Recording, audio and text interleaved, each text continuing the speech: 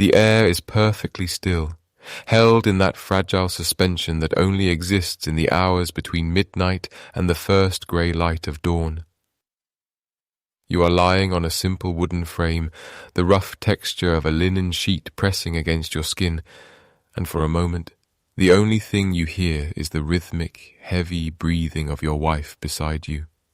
Outside the small, high window of your sleeping quarters, the world is a study in deep indigo and charcoal. The city of Pompeii does not sleep in total silence. There is the distant, lonely bark of a dog near the marine gate, and the faint, rhythmic scraping of a night watchman's sandals on the basalt paving stones below. You lie there, letting the weight of your limbs sink into the mattress, feeling the familiar, dull ache in your lower back, a souvenir from yesterday's heavy sacks of grain and the constant leaning over the cooling brick of the oven. The room is small, tucked away in the mezzanine level, directly above your shop floor. It is a space of utility, smelling faintly of dry flour, old wood, and the lingering warmth of the previous day's baking. You reach out, your fingers finding the cool, smooth surface of a ceramic oil lamp resting on a small stool. Your movements are slow and practiced, guided more by memory than by sight. You strike a flint, the sharp metallic click echoing in the small room, until a tiny spark catches the wick. A small amber flame blooms into existence, casting long dancing shadows against the lime-washed walls. The scent of burning olive oil begins to drift through the room, a heavy, slightly fruity aroma that has signalled the start of your working life for 20 years. As you rise, the floorboards groan softly under your weight. You find your tunic, a heavy wool that has been washed so many times it feels soft and limp in your hands. You pull it over your head, the fabric catching briefly on the stubble of your chin. There is a certain comfort in the routine, a quiet dignity in being the first to wake while the rest of the neighbourhood, the wealthy wine merchants in the House of the Faun and the humble weavers down the street, remain tucked away in their dreams. You move to the window, leaning your hands on the stone sill. The stone is cold, drawing the heat from your palms, but you don't pull away. From this height, you look out over the rooftops of the city. To the north, the massive silhouette of Mount Vesuvius stands as a silent sentinel against a sky still crowded with stars. It is a dark, humped shape, its peaks jagged and sharp against the velvet firmament. To you, it is simply the mountain, the source of the rich, dark soil that grows the grapes for the local wine and the backdrop to every day of your life. It feels permanent, unmoving, and deeply peaceful in the pre-dawn gloom. As you stand there, watching the stars begin to pale, perhaps you are settling into your own bed, letting the weight of the day fall away from your shoulders. If you are joining us tonight to find a bit of quiet and rest, you are exactly where you need to be. Here at the Slumber Archives, we bring you new journeys into the past every single day, weaving history into the quiet moments of your evening. If you find these stories help you drift off, please consider subscribing so you can join us for every new sunset and sunrise we explore. And if you feel like leaving a like, it truly helps other weary travelers find their way to our quiet corner of the world. But for now, let the tension leave your body as we return to the cool, quiet streets of Pompeii. You turn away from the window, the small flame of your lamp flickering in the slight draught. You pick up the lamp, shielding the light with one hand as you navigate the narrow wooden stairs leading down to the bakery floor. Each step is a familiar vibration in your feet. The air grows cooler as you descend, and the smell of the shop changes.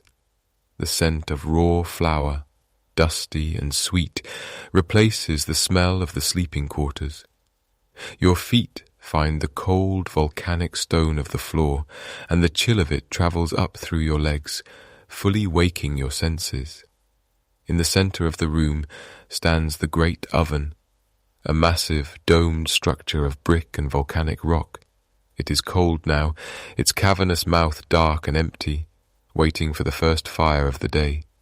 You set your lamp down on a stone workbench, the light reflecting off the smooth, worn surface of the basalt mills that stand like silent giants in the corner. These mills, with their hourglass shapes, are the heart of your livelihood. Later, the donkeys will arrive to turn them, the heavy stones groaning as they crush the grain into fine white powder. But for now, they are still. You walk over to the woodpile, your fingers brushing against the rough bark of the vine wood and oak you've prepared. You select a few dry branches, feeling the lightness of the wood, the way the splinters catch against your calloused palms. There is no rush. In these hours before the sun crests the horizon, time seems to stretch. You begin to clear the ashes from yesterday's fire, the grey dust coating your forearms, a fine powder that smells of ancient smoke and spent heat. As you work, you think of the dough that has been proofing in the large wooden troughs. You walk over to them, lifting the heavy cloth covers. The smell hits you immediately, a sharp, sour and yeasty tang that is the very essence of life in the bakery. You press a finger into the dough. It is soft and elastic, resisting slightly before holding the indentation. It is ready. Hundreds of loaves will soon take shape under your hands. The round, scored panis quadratus that will feed the labourers, the slaves, and the senators alike. The silence of the shop is meditative. You find yourself moving with a grace that only comes from decades of repetition. You are not just Gaius the baker. You are a part of the city's pulse, the first gear to turn in the great machine of Pompeian life. You look back toward the open doorway of the shop where the heavy wooden shutters are still bolted tight. Beyond them, the sky is beginning to shift from indigo to a bruised, dusty purple. The stars are fading one by one, retreating before the coming light. You take a small bundle of kindling and place it inside the oven, striking another spark. The fire catches quickly, the small orange tongues of flame licking at the dry wood, casting a warm, flickering glow across the stone floor. The shadows of the mills stretch and shrink against the walls. You stand there for a moment, hands on your hips, watching the fire grow, feeling the first hints of warmth radiating toward your face. The smoke rises, finding its way up through the flue, drifting out into the cool morning air to join the 1,000 other small fires beginning to wake across the city. The day is coming, with its noise and its heat, its shouting merchants and its clattering carts.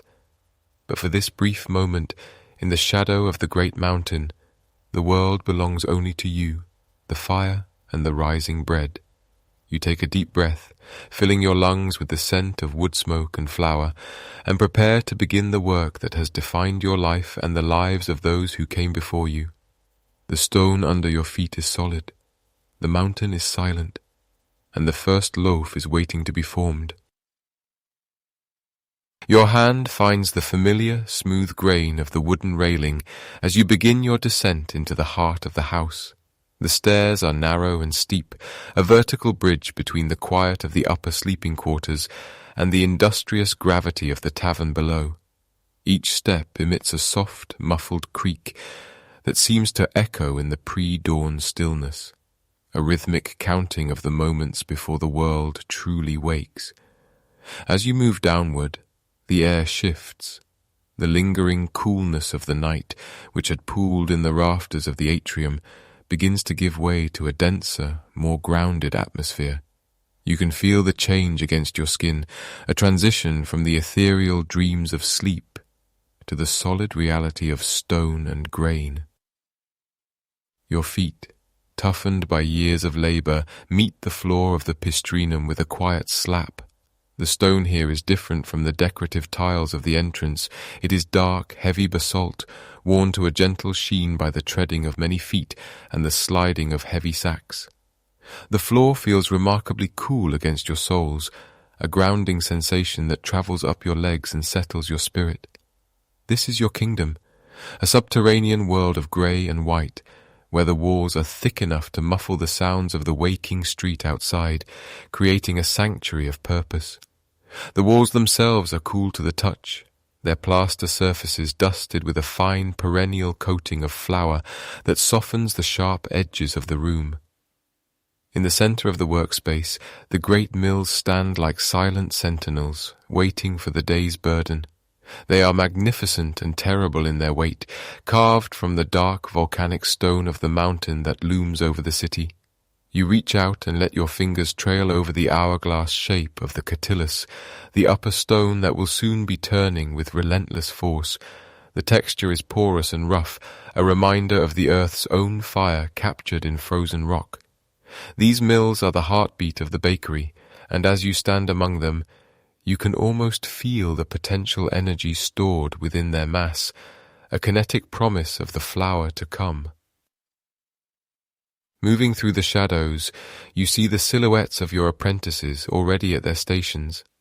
They are young men, their movements still a bit heavy with the remnants of sleep, but they stir as you approach.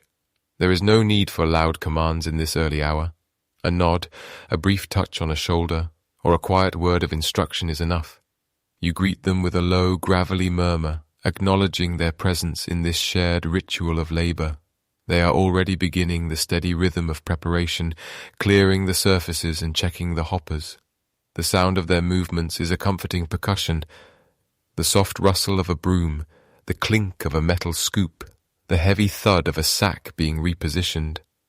It is a symphony of the mundane, a series of sounds that have signaled the start of your day for more years than you care to count. As you walk further into the workspace, you notice how the light from the small oil lamps flickers against the surfaces of the room, casting long dancing shadows that play across the vaulted ceiling. The light catches the fine mist of flour that already hangs in the air, turning the atmosphere into something thick and golden. You take a moment to simply stand in the center of the room, closing your eyes and letting the sensory details of the pistrinum wash over you. The smell is a complex tapestry, the dry, earthy scent of raw grain, the faint metallic tang of the basalt mills, and the underlying sweetness of the levain that has been bubbling in its ceramic jar overnight. It is a scent that lives in your clothes, in your hair, and in the very pores of your skin. You move toward the large stone basins where the kneading will soon begin. The stone here is cold, a stark contrast to the warmth that will eventually radiate from the ovens. You lean your weight against the edge of the basin, feeling the solidity of the masonry. It is a reminder of the permanence of your craft. While the politics of the forum may shift and the names of the magistrates may change, the city will always hunger for bread. This thought brings a sense of quiet pride, a steadying weight in your chest. You are the provider, the one who transforms the hard, unyielding grain into the soft sustenance of life. The tactile reality of the stone, the wood, and the flour provides a certainty that no scroll or speech ever could. The apprentices are now beginning to harness the animals, the small, sturdy donkeys that will turn the mills. You hear the soft jingle of the harness and the gentle, encouraging whistles of the boys as they lead the beasts into place. The animals move with a patient, resigned grace, their hooves clicking softly on the basalt floor. This is the moment when the machinery of the day truly begins to engage. You watch as the first handfuls of grain are poured into the tops of the mills, the golden kernels cascading down with a sound like falling rain. It is a delicate sound, almost musical, before the heavy grinding begins to take over. As the mills start their slow, deliberate rotation, you feel a vibration through the floor, a subtle trembling that speaks of immense power being harnessed for a simple purpose. The rhythm is steady and hypnotic, a low-frequency hum that resonates in your very bones. You find yourself swaying slightly in time with the rotation, your body instinctively aligning itself with the pace of the work. The air begins to grow warmer as the friction of stone against stone generates its own heat, and the scent of freshly crushed grain fills the room, more intense and vibrant than before. It is a raw green smell, the scent of the fields brought into the heart of the city. You reach into a nearby bin and run a handful of the whole grain through your fingers. The kernels are hard and smooth, like tiny river stones, each one a vessel of potential. You let them spill back into the bin, the sound a dry, rustling hiss. There is a profound satisfaction in this contact, a connection to the earth that grew the crop and the sun that ripened it. Even here, deep within the stone walls of the bakery, you are part of a much larger cycle, a chain of life that stretches from the volcanic soil of the plains to the tables of the wealthiest villas and the humblest apartments alike. The workspace is now fully alive, a hive of quiet, focused activity. You move from station to station, checking the fineness of the flour as it begins to spill from the base of the mills. You catch a pinch between your thumb and forefinger, rubbing it gently to feel the texture. It should be consistent, neither too coarse nor too fine, a perfect dust that will hold the water and the air in a delicate balance. The apprentices watch you, waiting for your approval, and when you give a small, satisfied nod, they continue their work with renewed vigor. The hierarchy of the pistrinum is clear and unspoken, built on years of shared labor and mutual respect. As the first light of dawn begins to filter through the high, narrow windows near the ceiling, it cuts through the flour-dusted air in sharp, slanted beams. These rays of light reveal the true density of the atmosphere, showing every floating particle of grain as it dances in the morning air. The room takes on a cathedral-like quality, the heavy basalt mills transformed into altars of industry. You breathe in deeply, the dust coating the back of your throat with a familiar, dry sweetness. This is the world as it should be, ordered, productive, and grounded in the physical reality of the earth. The mountain may watch from above, and the city may stir with its many anxieties, but here, in the cool shadows of the bakery, there is only the grain, the stone, and the steady, ancient rhythm of the bread. The silence of the early hour is broken not by a voice, but by the rhythmic thud of hooves upon the stone floor. You lead the small, sturdy donkeys to the great hourglass-shaped mills, their coats still warm from the stable, smelling of straw and sleep. With practiced hands, you hitch them to the wooden frames that extend like long, reaching arms from the upper stone. There is a soft, encouraging murmur from your lips, a sound more breath than word, and the animals lean into their harnesses. The massive basalt stones, heavy with the weight of the earth itself, groan as they begin their slow, circular journey. It is a deep, resonant sound, a vibration that you feel in the soles of your feet before you hear it with your ears. The friction of stone against stone creates a low hum that fills the room, a foundational note in the symphony of the bakery. You climb the short wooden ladder to the top of the mill, cradling a sack of hard durum wheat against your chest. The grain is cool and slick, sliding through your fingers like water as you pour it into the funnel-like opening at the top. As the upper stone, the catillus, rotates over the stationary conical base, you watch the golden kernels disappear into the narrow gap. There is a satisfying, crunching resistance as the teeth of the stone catch the grain, shearing it, crushing it, and transforming its solid form into something entirely new. You can feel the heat radiating from the stones now, a gentle warmth generated by the sheer force of the friction. This is the alchemy of the mill, the slow, deliberate reduction of the harvest into the dust of life. The flour begins to spill out from the base of the mill, falling in a soft, continuous curtain onto the circular stone ledge below. You reach out a hand to catch a small mound of it, feeling the texture between your thumb and forefinger. At first, it is warm and gritty, a coarse mixture of shattered husks and pale hearts. But as the donkeys maintain their steady, hypnotic pace, the air begins to change. A fine white dust rises from the stones, caught in the low light of the oil lamps. It hangs suspended in the air like a morning mist over the Sarno River, coating the wooden beams of the ceiling and settling in a silver frost upon your eyelashes and hair. You breathe it in, the scent of the fields concentrated into a dry, sweet powder that seems to soften the very edges of the world. As the morning progresses, the work shifts from the raw power of the mills to the delicate precision of the sieves. You move to the long wooden tables where the different grades of flour are separated, a task that requires a steady hand and a patient eye.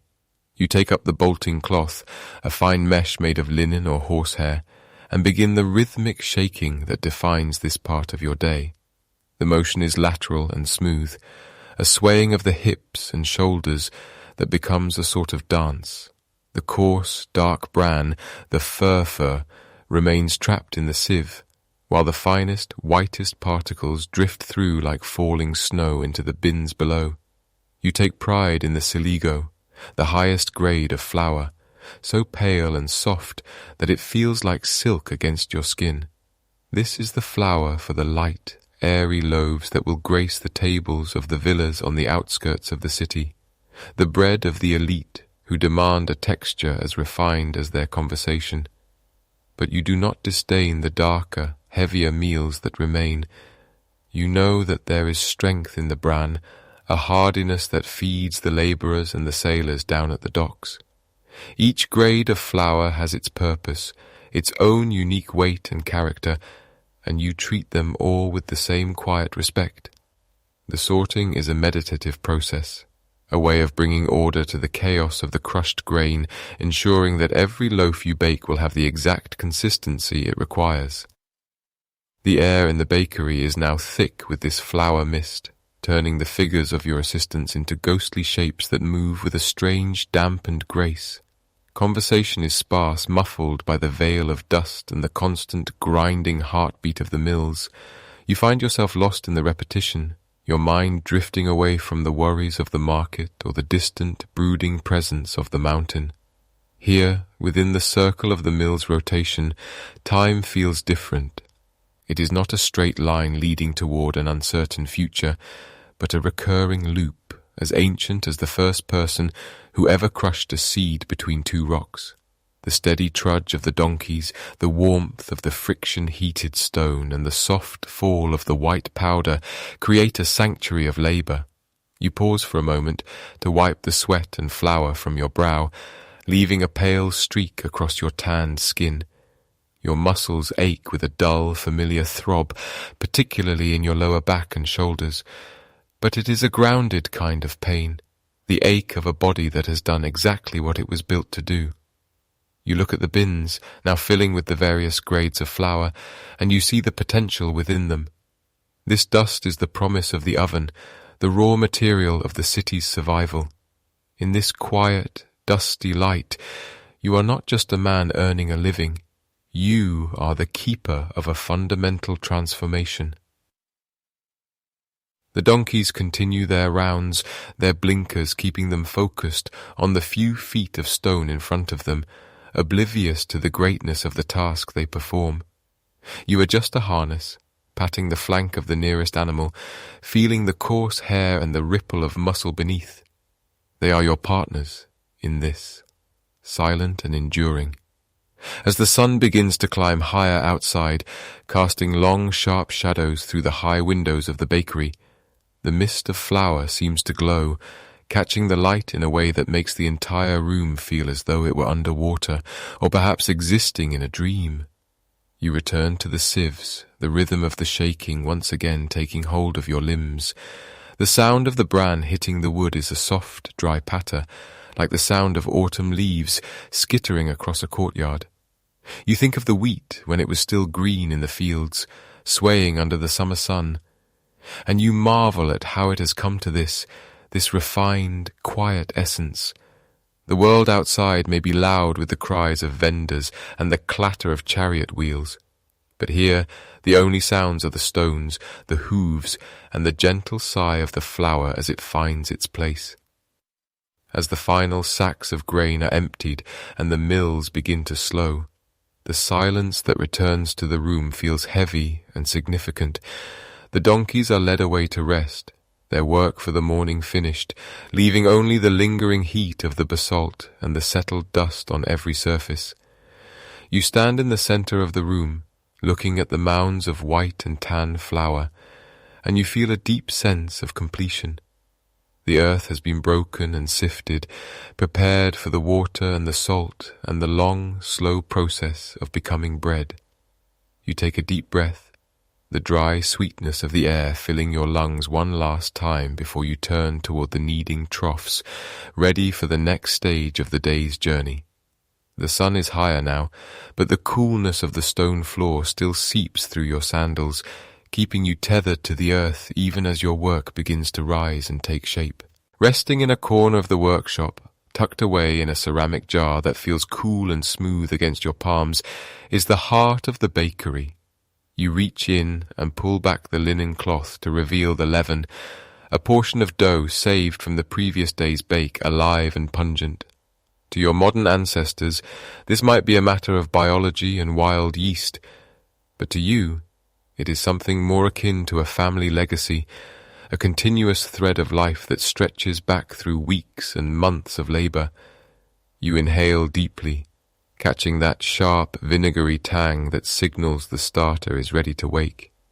It is a sour, fermented scent that clings to the walls and settles into the pores of your skin, the unmistakable perfume of a man who spends his life coaxing sustenance from the dust.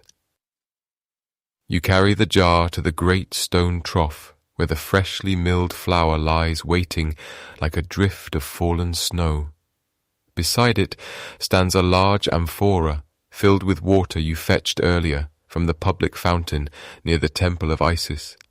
The water is cold, still carrying the chill of the mountain springs that feed the city's aqueducts, and as you begin to pour it into the flour, the dust rises in a fine white cloud that dances in the shafts of morning light. You move slowly, your movements practiced and deliberate, as you incorporate the old leaven into the new mixture. This is the marriage of the old and the new, a ritual of rebirth where the spirit of yesterday's bread is invited to inhabit the body of today's. As your hands dive into the mass, the initial resistance of the dry flour gives way to a sticky, shaggy clump. The sensation is heavy and demanding. You lean your weight into the table, using the strength of your shoulders rather than just your arms, feeling the steady pull in your lower back. The wooden table beneath you is thick, carved from a heavy oak that has seen decades of this rhythmic pounding, and it groans softly under the pressure of your work. You push the heels of your hands into the dough, stretching it away from you, then folding it back over itself with a wet, slapping sound that echoes off the high stone ceiling. The rhythm of kneading becomes a sort of meditation. You aren't thinking about the accounts or the grain prices now. You are simply listening to the dough. At first, it is lumpy and uncooperative, a stubborn weight that fights your touch. But as the minutes pass and the sweat begins to bead on your forehead, you feel the transformation beneath your fingers. The gluten begins to develop, and the shaggy mass turns into something smooth, elastic, and strangely sentient. It starts to push back against you, gaining a springy resilience that feels like a heartbeat. You can feel the tiny bubbles of air being trapped within the folds, the secret architecture of the loaf beginning to form. In this quiet corner of Pompeii, you are a witness to a mystery that few truly understand. You know that if you leave this mixture in a warm place, it will grow, it will sigh and expand, doubling in size as if by some invisible breath. The Greeks speak of the gods' influence in such things, and perhaps they are right. There is something undeniably divine about how a handful of crushed grass and a splash of water can become a living thing. You don't need to know the word fermentation to respect its power. You simply know that the air is full of tiny, invisible spirits that find a home in your dough, turning the heavy grain into something light and nourishing. It is a slow, silent alchemy, a gift from the earth that requires nothing but time and a steady hand. The air in the bakery is growing warmer now as the ovens nearby begin to radiate their stored heat, and the humidity from the mixing trough rises to meet it. Your wool tunic feels a bit heavier against your chest, dampened by the steam and the effort of your labor. You stop for a moment to wipe your brow with the back of a flour-dusted forearm, leaving a white streak across your skin. You look down at the vast mound of dough before you, now silky and pale, resting on the dark wood of the table.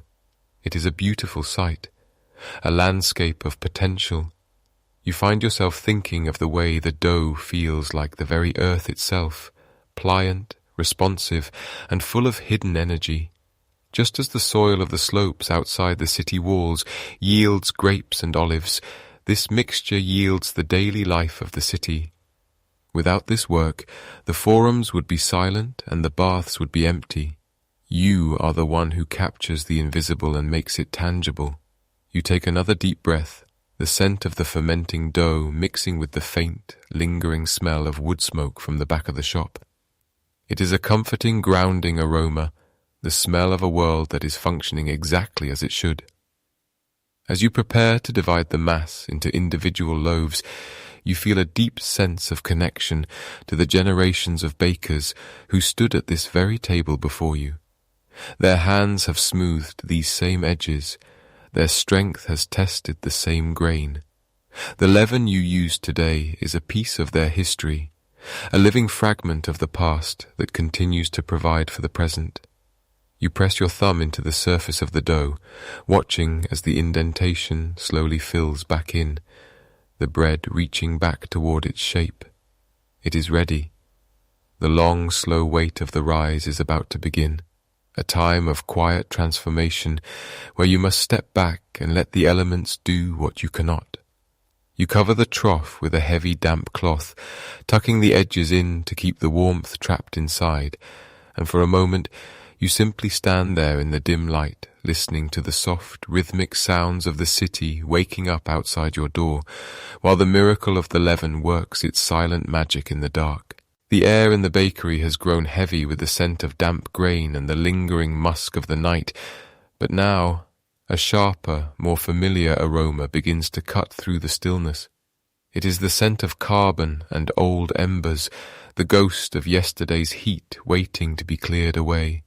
You turn your attention toward the great maw of the oven, a massive, domed structure of brick and volcanic tuff that dominates the center of the room like a silent, hungry god. You reach for the long-handled scraper, the wood smooth and dark from years of sweat and use. The stone floor beneath your feet is cold, a stark contrast to the work ahead, and your back gives a dull, familiar ache as you lean into the first movement of the morning's fire tending. With a steady, rhythmic motion, you begin to pull the grey ash from the belly of the oven. It spills out onto the floor in soft, silent drifts, the remains of the oak and olive wood that fueled the previous evening's bake. There is a quiet satisfaction in this cleaning, a clearing of the slate, a preparation for the fire that will soon bring the room to life. You move with a practiced grace, knowing exactly where the soot tends to gather in the curved recesses of the dome, ensuring every stray cinder is swept aside so the new heat can bloom evenly across the bricks.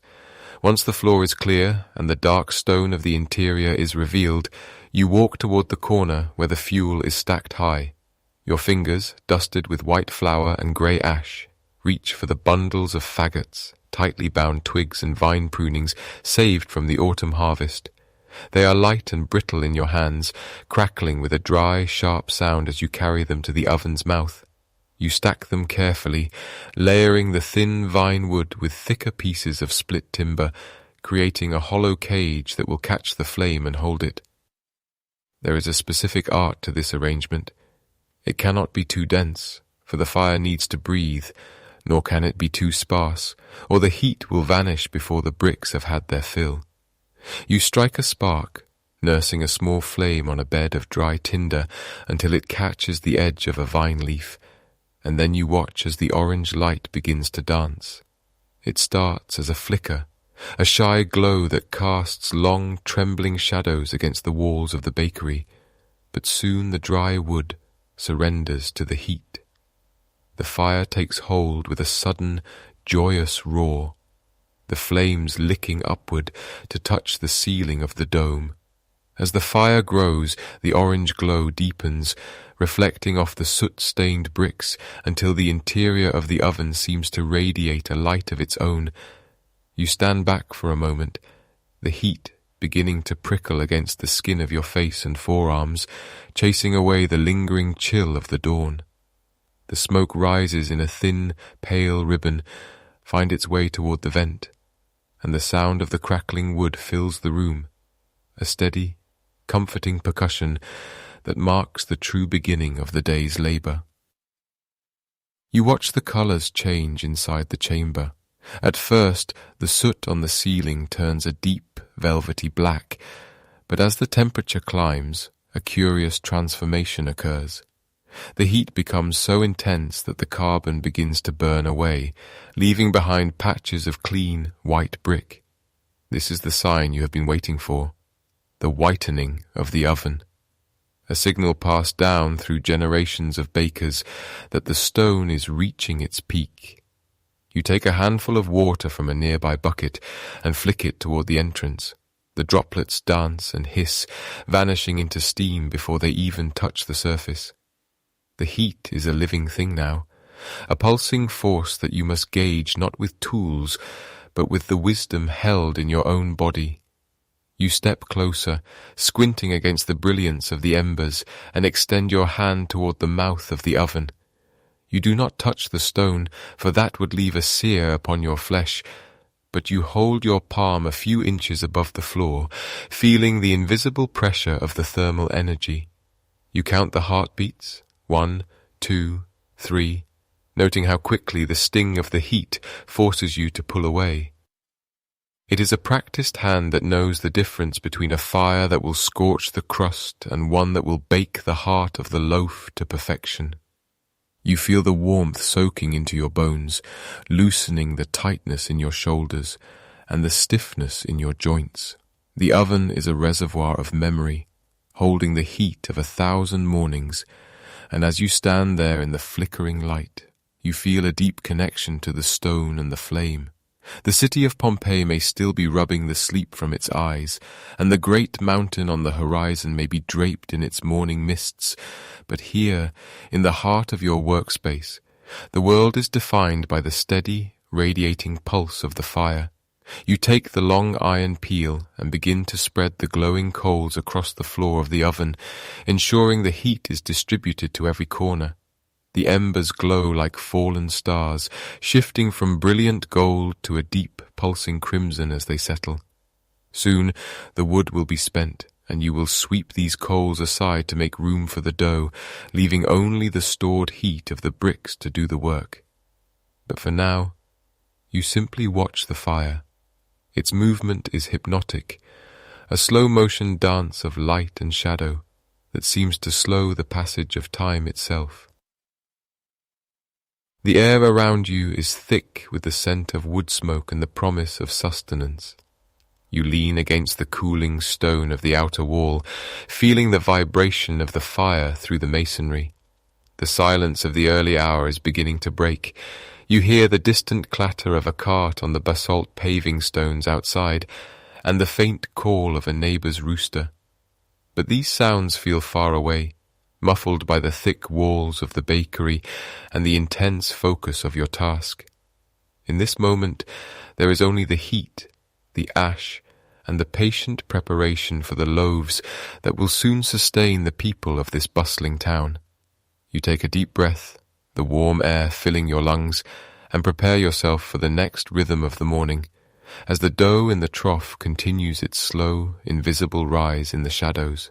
The flour on your forearms has dried into a pale, chalky map of your morning's labour, dusting the dark hair on your skin as you move toward the heavy wooden workbench.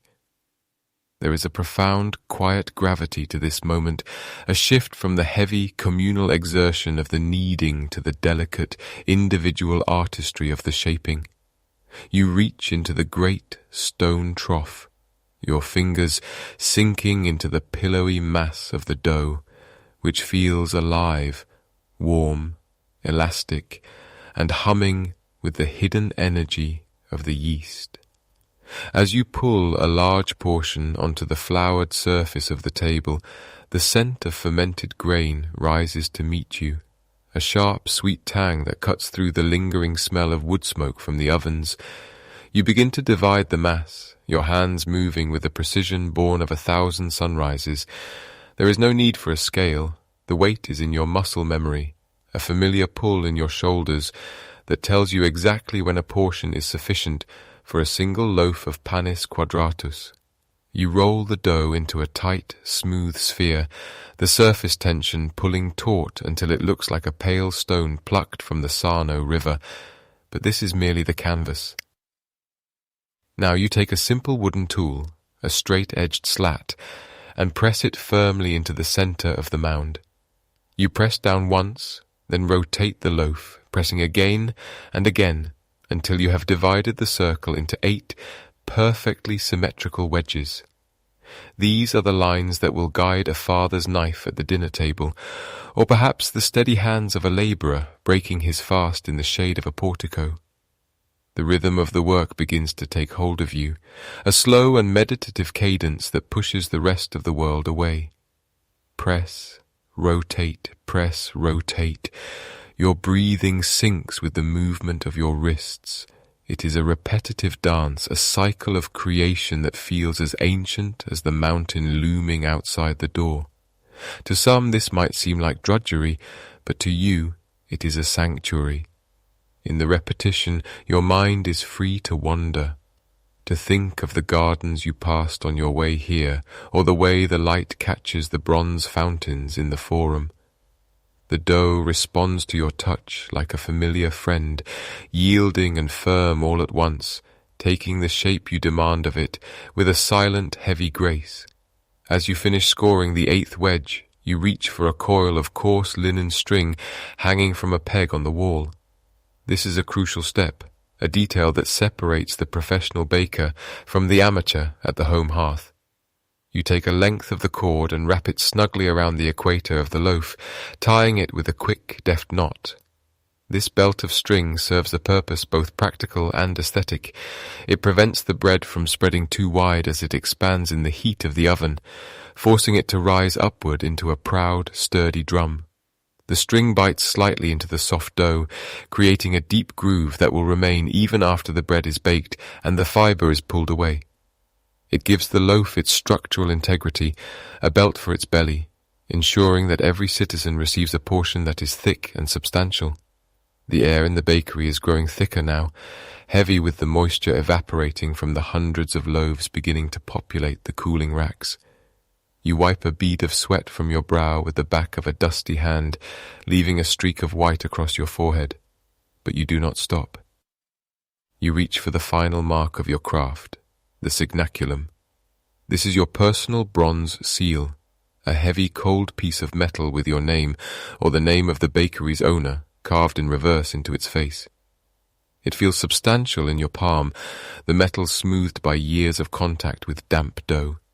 You press the seal into the top of the loaf, right in the center, where the 8 wedges meet. It requires a firm, steady hand, too light, and the name will vanish as the bread swells, too heavy, and you will deflate the delicate air pockets you have worked so hard to preserve. When you lift the bronze, the damp surface of the dough bears the proud, clear imprint of the bakery. It is a signature, a promise of quality, and a legal requirement all in one. It anchors this loaf to this place, to this morning, and to your specific labor. Even centuries from now, should someone find this bread, they would know whose hands shaped it and whose oven gave it life. There is a strange, quiet satisfaction in seeing the rows of identical loaves begin to line the benches. Dozens, then scores, then hundreds. Each one is a twin to the last, yet each one has passed through your fingers, receiving the same measured pressure and the same careful tie of the string. The sheer volume of the work becomes a form of prayer, a silent tribute to the hunger of the city. You think of the grain which travelled across the sea from the golden fields of North Africa, through the busy docks of Puteoli, and finally into your stone mills. Now it is your turn to complete the transformation. turning the raw harvest of the earth into the structured, sacred geometry of the Panis Quadratus. Your back begins to ache with a dull, familiar throb, a steady reminder of the hours you have spent leaning over the workbench. But it is a good pain, the ache of a body that is useful. You pause for a moment, stretching your spine and listening to the crackle of the fire in the next room. The heat is intensifying, a dry, radiant warmth that seems to vibrate through the floorboards. You look down at the loaf currently under your hands. The string is tight, the 8 wedges are clean and deep, and the bronze seal is perfectly centered. It is a small masterpiece of utility. As you move to the next piece of dough, you feel a sense of profound connection to the people who will soon wake and walk these streets. They do not see you here in the pre-dawn shadows, covered in flour and sweat, but they will feel the weight of your work in their hands. They will pull apart the wedges you have marked, the crust crackling under their thumbs, and they will be nourished. The repetitive nature of the shaping, the scoring, the tying, the stamping, is the heartbeat of the city itself. It is the steady, reliable pulse that ensures that, no matter what happens under the shadow of the mountain, there will be bread on the table. The light through the high, small windows is changing, shifting from a bruised purple to a pale, dusty grey. It catches the floating particles of flour in the air, making them shimmer like tiny stars suspended in the stillness of the bakery. You reach for the next mound of dough, your movements fluid and automatic. Press, rotate, press, rotate. The string, the knot, the seal. The pile of unshaped dough is shrinking, and the ranks of finished loaves are growing, standing like silent soldiers ready for the fire. You are nearly finished with this batch, your mind already moving toward the great iron peel and the yawning, glowing mouth of the oven that waits to receive your work. But for now, you linger in the final few movements of the shaping, savouring the cool touch of the dough and the quiet, rhythmic peace of a task well done. The wood fire has been raked away, leaving only the deep, pulsing glow of the brick floor and the radiating warmth of the stone walls. You reach for the long wooden peel, its handle worn smooth by years of your palms pressing against the grain, and you feel the slight weight of it balance perfectly in your hands. One by one, you lift the rounds of dough, their surfaces dusted with a fine layer of flour that feels like silk against your skin. With a practiced, fluid motion, you slide the peel into the dark, shimmering heat of the oven. There is a soft, rhythmic sound as each loaf meets the stone, a gentle friction, a whisper of sliding grain, and then the dough settles into its place. You work with a steady, unhurried pace, filling the circular floor from the back to the front, ensuring each loaf has just enough space to expand without touching its neighbor. The heat against your face is intense, a dry and ancient warmth that seems to reach deep into your bones, chasing away the lingering chill of the pre-dawn air. As the last loaf is placed, the transformation begins almost instantly. The scent of the bakery shifts from the raw, yeasty tang of cold dough to something richer, deeper, and infinitely more comforting. It is the smell of caramelizing sugars and toasted grain, a fragrance that has defined your life for as long as you can remember. You watch for a brief moment as the first loaves begin to spring upward, their scored tops opening like the petals of a slow-moving flower. The crusts are not yet brown, but they are tightening, capturing the life within. You pull the peel back for the final time and reach for the heavy oven door. It is a thick slab of wood, reinforced with iron, and it takes the full strength of your shoulders to swing it into place. As the door closes, the bright orange glow of the interior is snuffed out, replaced by the familiar shadows of the workroom. You slide the iron bar home, sealing the heat and the steam inside. This is the secret of the Roman baker.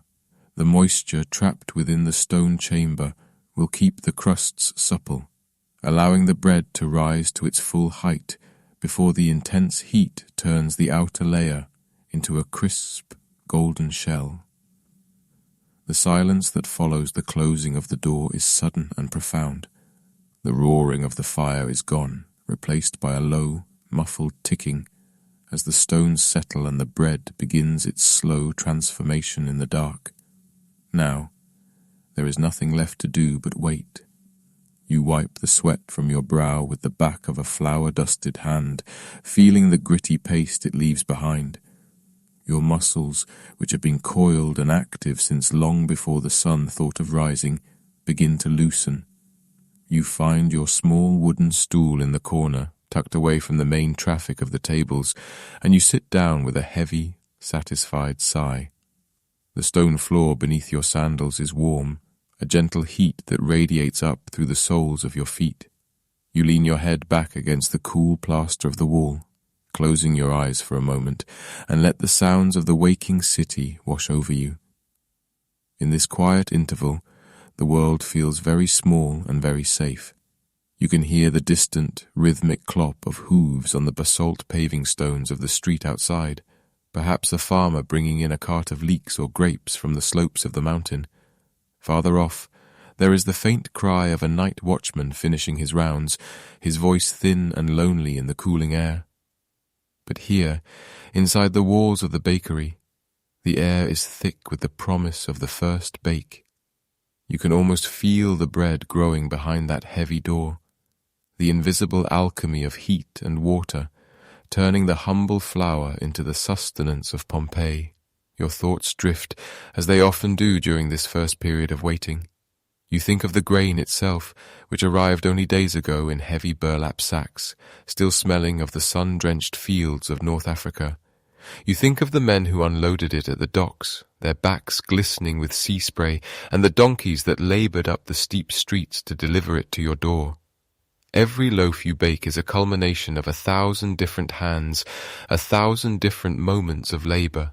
The miller who turned the heavy stones, the woodcutter who gathered the brush for your fire, the potter who crafted the jars for your yeast, they are all present here in the quiet heat of the morning. The ache in your lower back is a familiar companion, a dull throb that speaks of years spent leaning over the kneading table. You shift your weight, trying to find a position that eases the tension, and you focus on your breathing. Inhale the scent of toasted wheat. Exhale the fatigue of the night. The rhythm of the bakery is the rhythm of your own heart. There is a profound peace in this waiting, a sense of being exactly where you are meant to be. The mountain, Vesuvius, looms over the city outside, silent and green. But here in the shadow of your oven, the only world that matters is the one contained within these four walls. You watch a single stray beam of moonlight, or perhaps it is the very first hint of the coming dawn, filter through the high, narrow window. It illuminates the dust motes dancing in the air, tiny specks of flour caught in a slow, swirling ballet. They rise and fall on the currents of heat, drifting aimlessly in the still air.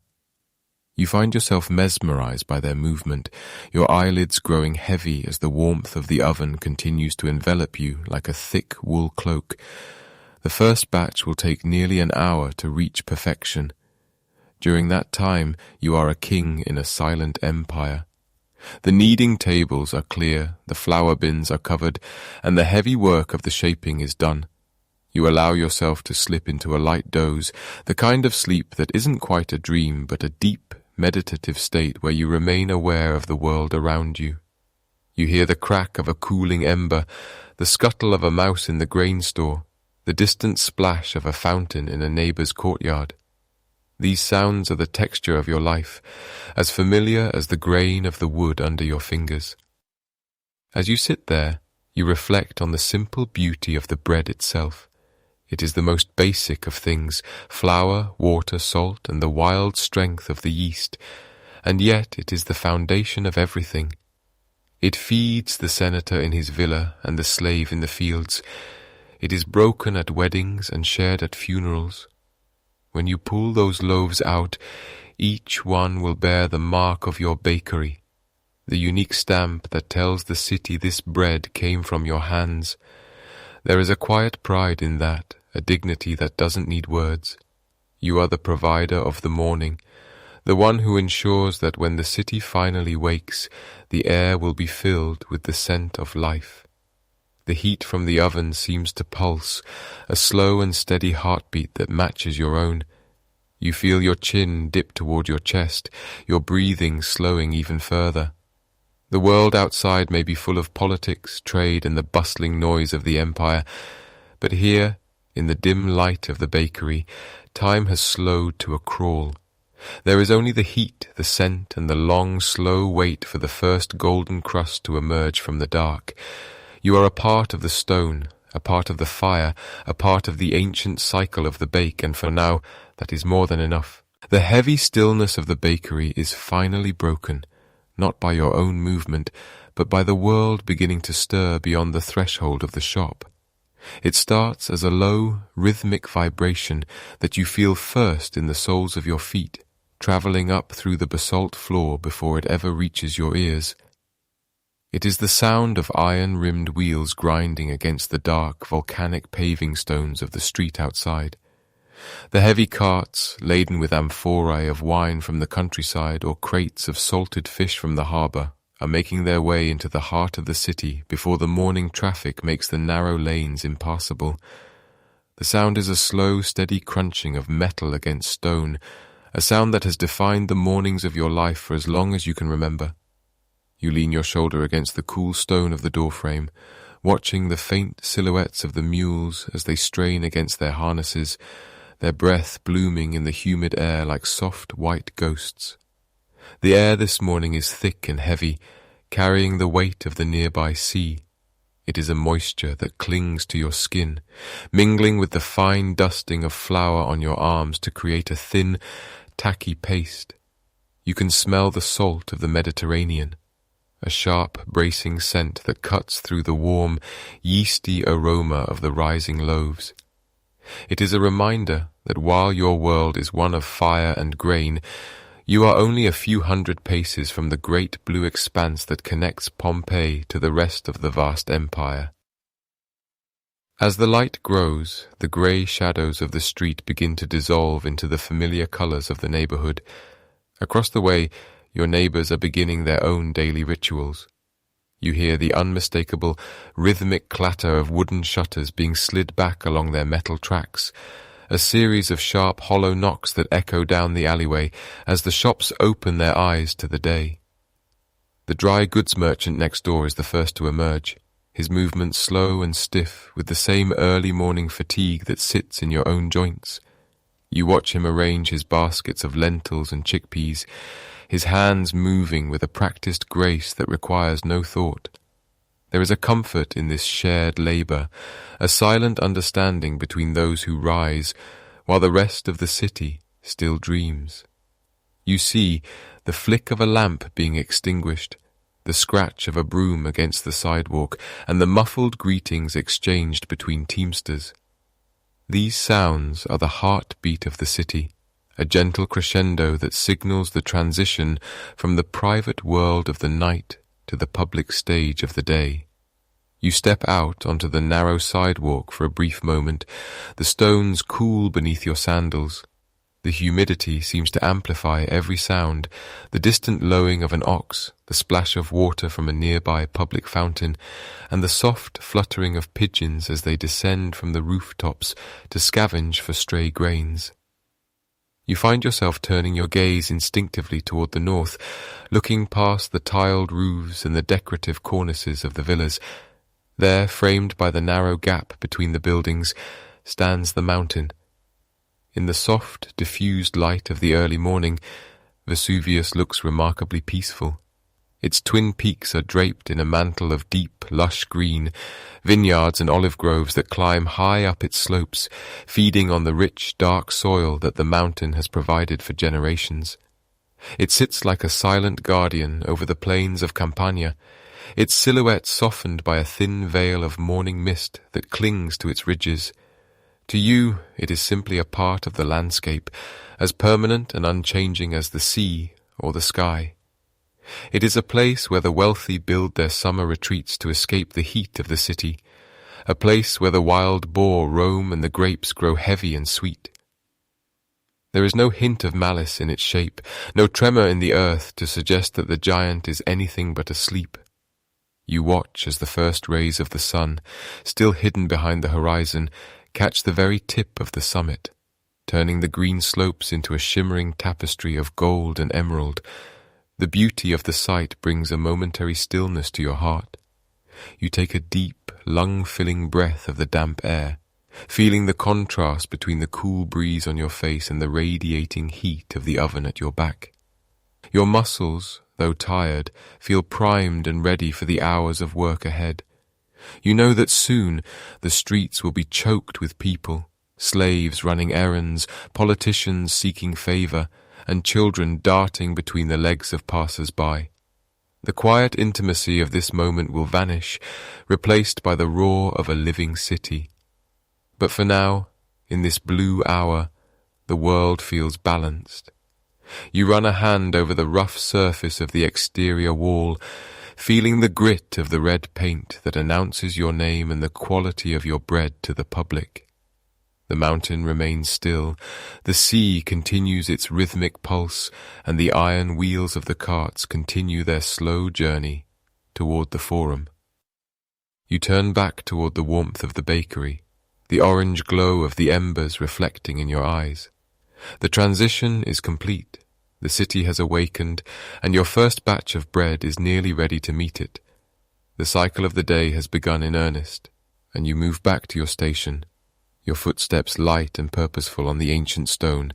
The heavy iron door of the oven yields to your touch with a familiar metallic groan, and as it swings wide, a thick billowing cloud of steam rushes out to meet you. It is not the harsh, stinging heat of the fire, but a soft and humid embrace, carrying with it the intoxicating essence of the golden harvest. The air is suddenly thick with the scent of toasted grain, a deep and caramel-rich aroma that seems to settle in your lungs and warm you from the inside out. For a brief moment, the world beyond the bakery walls ceases to exist. There is only this vapor, this perfume of life and sustenance that you have coaxed from the earth and the heat. You reach for the long wooden peel, its handle worn smooth by years of labor, and begin the delicate task of retrieving the loaves. As they emerge from the dark, cavernous heat into the cooler air of the morning, they begin to sing. It is a subtle, delicate sound, a symphony of tiny crystalline pops and snaps as the crusts contract and settle. This crackling is the language of the bread, a sign that the fire has done its work perfectly, creating a shell that is firm and resilient, while the heart remains soft and airy. You stand there for a moment, listening to the rhythmic ticking of the cooling bread, a sound that mirrors the steady beat of your own heart. One by one, you slide the loaves onto the cooling racks, their weight satisfying and substantial in your hands. These are the panis quadratus, the iconic rounds that define the Roman table. Each one is a masterpiece of dark, burnished bronze, divided into 8 neat wedges by the pressure of the string you tied around them before they entered the heat. The crust is thick and rugged, dusted with a fine layer of ash and flour that gives it a rustic, earthy texture. You run a thumb over the surface of one loaf, feeling the ridges and valleys created by the expansion of the dough. It is beautiful in its utility, a geometric harmony of form and function that has remained unchanged for generations. The deep mahogany color of the crust speaks of the intense heat of the volcanic stone, a heat that has locked in the moisture and transformed simple flour and water into something nearly sacred. As the steam clears, you begin to stack the warm loaves into large woven willow baskets. The wicker creaks under the weight, and the warmth of the bread radiates through the gaps in the weave, heating your forearms as you carry them toward the front counter. The shop front, which opens directly onto the bustling street, is now bathed in the soft, diffused light of the early morning. You arrange the loaves with a practiced eye, stacking them in neat, overlapping rows that showcase their symmetry. The sight of them, dozens of dark, crusty rounds piled high, is a testament to the night's labor, a visual promise of plenty for the citizens of Pompeii who will soon be lining up at your threshold. There is a profound sense of pride in this moment, a quiet satisfaction that comes from seeing the raw elements of the fields transformed into these finished vessels of nourishment. Your back aches from the bending and the lifting, and the muscles in your shoulders are tight with fatigue, but the sight of the golden harvest laid out before you acts as a balm. You take a moment to step back, wiping a smudge of flour from your brow with the back of a dusty hand. The bakery is now filled with a gentle, ambient heat, a lingering ghost of the oven's power that makes the air feel heavy and comfortable. Outside, the sounds of the city are growing louder, the rhythmic clatter of hooves on basalt pavers, the distant calls of vendors setting up their stalls, and the chatter of neighbors greeting one another in the dawn. But here, behind the counter, there is a pocket of stillness. The bread sits in its baskets, cooling slowly, releasing its last few whispers of steam into the rafters. You can see the fine details of the stamps you pressed into the dough, the mark of your bakery, a signature of quality and tradition that will soon be carried into the homes of the wealthy and the poor alike. The contrast between the dark, rugged exterior of the bread and the pale, sun-bleached stones of the shop creates a striking tableau. You find yourself tracing the circular indentation around the middle of a loaf, the mark where the twine held it together as it rose. It is a simple thing, a humble staple of life, yet in this light it looks like a treasure. The toasted scent has drifted out into the street, a silent herald announcing that the first batch is ready. You know that soon. The peace of this moment will be broken by the exchange of copper coins and the hurried footsteps of servants and laborers. But for now, you allow yourself to linger in the presence of the harvest. The texture of the crust is almost like stone itself, hard, protective, and enduring, yet you know that beneath that fortress lies a crumb that is tender and fragrant. It is a balance of extremes, much like the life you lead in the shadow of the great mountain. You have taken the heat and the pressure and turned it into something that sustains, something that brings comfort to the belly and the soul. As you reach for the next basket, your movements are slow and deliberate, savoring the warmth that still clings to the wicker, feeling the weight of the morning's success in every fibre of your being. The heavy wooden shutters of the shop front are pushed back with a familiar rhythmic creak, and the morning air, still crisp and tasting of the sea, rushes in to meet the sweltering breath of the ovens. You stand behind the stone counter, your hands dusted with a fine veil of flour that highlights the deep lines in your palms, those maps of a long life spent in service to the grain. The first customers are already waiting, their shapes silhouetted against the pale, dusty light of the street. There is a soft clinking sound, a melody of bronze and copper as sestertii and small, heavy asses are produced from leather pouches and the folds of woolen tunics. Each coin that touches the counter carries the coolness of the morning, a sharp contrast to the radiating heat of the bread you place into their waiting hands. You watch as a thick-set labourer, his shoulders already tight with the anticipation of the day's hauling, trades a few meagre coins for a dark, hearty loaf. He doesn't wait to leave. He breaks a piece off immediately, the steam rising in a small cloud around his face, and you see his eyes close for a fleeting second as the warmth restores him. The bakery is more than a place of commerce. It is the beating heart of the neighbourhood, a sanctuary where the social hierarchies of the empire seem to soften under the equalizing smell of yeast and wood smoke. You recognize the steward of a wealthy villa further up the slopes, his fine linen cloak marked by the purple stripe of his master's status, yet he stands in line behind a common dyer whose hands are stained a permanent ghostly blue. They speak to one another, not as master and servant, but as neighbours. The steward asks after the dyer's youngest son, while the dyer inquires if the vintage from the villa's vineyards will be as sweet as last year's. You listen to the low murmur of their voices, a gentle hum that blends with the distant sound of a cart rattling over the basalt paving stones outside. They talk of the news from Rome, whispered rumours of the emperor's latest decrees that have travelled down the Appian Way. But more often, they talk of the mountain. They look toward the window, toward that great green giant that looms over the rooftops, noting how the goats are grazing or the way the clouds seem to snag on its jagged peak. It is the shared language of those who live in the shadow of something eternal. As you wrap a panis quadratus in a scrap of coarse cloth for a young girl sent by her mother, you feel the weight of the bronze coins in your hand, sliding them into the wooden till with a dull thud. The exchange is tactile and grounding. You know the history of these coins, how they have passed through countless hands, through taverns and markets and temples, before finding their way to your counter in exchange for the most basic of human needs. There is a profound sense of continuity in this. You are a link in a chain that stretches back to the founding of the city, a provider of the daily sustenance that keeps the gears of the world turning. The wealthy slaves of the great houses bring silver denarii for the finest, whitest loaves, enriched with milk and eggs, while the poorest of the city bring their copper change for the bran, heavy bread that will have to last them until dusk. You treat them with the same measured grace, for the oven does not distinguish between the status of those it feeds. The morning rush brings with it a kaleidoscope of stories, fragments of lives that intersect briefly at your counter before drifting away again.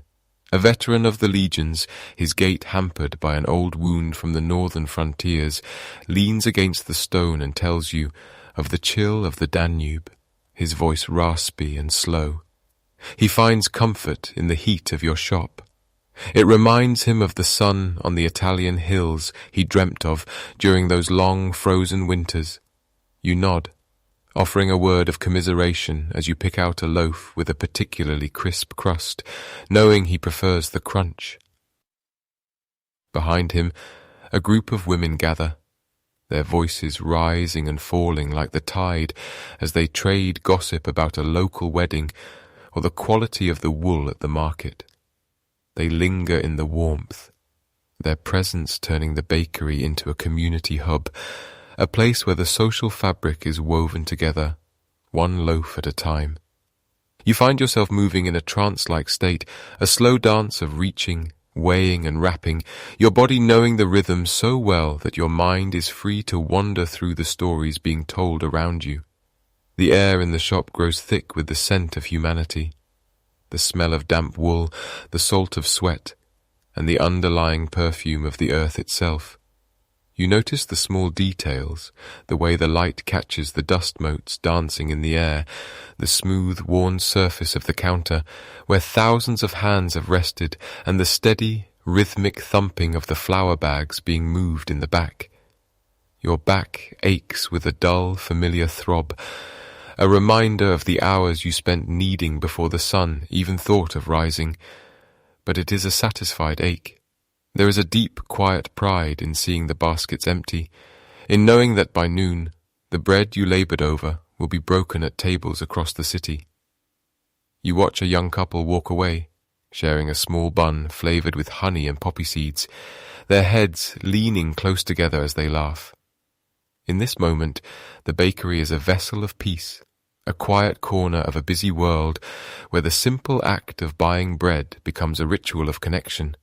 As the sun climbs higher, casting long, angular shadows across the street, the frantic energy of the first hour begins to settle into a more leisurely pace. The heavy coins continue to pile up, a cold weight in your pocket that represents the heat of your labour. You take a moment to wipe your brow with the back of a flowery arm, looking out through the doorway at the vibrant life of the street. A water carrier passes by, the rhythmic sloshing of his buckets providing a steady beat to the morning. A stray dog lingers near the threshold, its nose twitching at the irresistible aroma of the cooling loaves. You break off a small, burnt edge of a crust and toss it toward him, watching as he snaps it up and trots away, a small beneficiary of the morning's bounty. The conversations around you shift from the news of the day to the mundane plans for the afternoon, the chores to be done, the visits to the baths, the preparations for the evening meal. You are the silent observer of it all, the keeper of the neighborhood's secrets and the witness to its daily endurance. The bakery stands as a testament to the enduring nature of human necessity. Empires may rise and fall, and the mountain may grumble in its sleep, but people will always need bread. They will always seek out the warmth of the oven and the comfort of a familiar face. As you reach for a fresh basket to replenish the counter, you feel a profound sense of belonging. This shop, with its soot-stained walls and its floor, worn smooth by generations of feet, is your world. And as the morning rush slowly ebbs away into the quiet heat of midday, you find yourself looking forward to the silence, to the slow cooling of the stones, and to the knowledge that tomorrow, before the first bird calls, you will begin it all again. The rhythm of the morning is a song you know by heart, a composition of sounds and sensations that anchor you to the present. You feel the grit of the flour between your fingers, a reminder of the fields of grain swaying in the breeze far beyond the city walls. You hear the clatter of the bronze coins, each one a tiny copper sun that has travelled through the economy of the empire to reach your hand. And through it all, there is the constant, reassuring presence of the bread, the golden crusty loaves that are the fruit of your strength and the sustenance of your people. You take a deep, slow breath, letting the aroma of the bakery fill your lungs, and for a moment the world feels balanced, purposeful, and profoundly whole. The morning rush has passed, leaving behind a sense of quiet accomplishment that settles over you like the fine white dust that coats every surface of your home. The sticky, floral scent of honey begins to drift through the air, cutting through the dry, earthy smell of the cooling ovens. Now that the great communal piles of bread are resting, you turn your attention to the smaller, more delicate creations that require a lighter touch and a more watchful eye. You move your hands to the side table, where the surface is clean and smooth, and begin to work with the finest flour in the shop, the siligo. It is soft and white, almost like silk between your fingers, a stark contrast to the coarse, dark grains of the panis plebeius you spent the dawn hours kneading. This white flour is a luxury, reserved for the tables of the wealthy who live in the villas overlooking the sea, and today you will transform it into something truly special. You begin by folding a generous amount of thick golden honey into a bowl of fresh curds, stirring slowly until the mixture is smooth and heavy. The honey is dark and rich, tasting of the wild thyme and rosemary that grows on the sun-drenched hillsides of the Campagna. As you work, you can feel the slight resistance of the syrup against your spoon, a slow and rhythmic motion that settles your mind. You take a small portion of the siligo dough and roll it out until it is thin and pliable. Then fill it with the honeyed cheese, folding the edges over to create small, elegant parcels.